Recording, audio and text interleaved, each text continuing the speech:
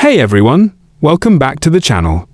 Today, we're catching up with Lori Vallow Daybell, known also as the Doomsday Mom, and after years of trials, convictions, and legal drama, people want to know, where is she now?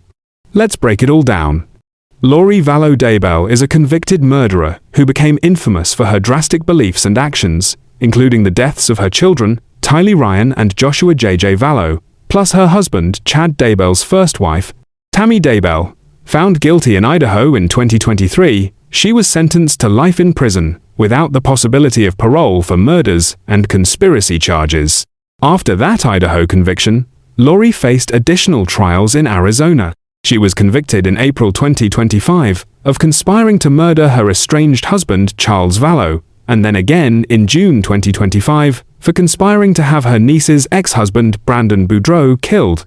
In July 2025, she was handed down more life sentences in Arizona. She chose to represent herself in these trials, despite not being an attorney.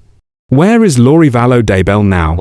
As of now, Lori Vallow Daybell has been extradited from Arizona back to Idaho. She is now incarcerated at the Pocatello Women's Correctional Center in Pocatello, Idaho. She will spend the remainder of her life in prison there, serving multiple life sentences without the possibility of parole. Lori Vallow Daybell's story has moved from one of sensational headlines to finality in the courtroom. Convictions in Idaho and Arizona have closed many chapters, and now she's serving her time in Idaho.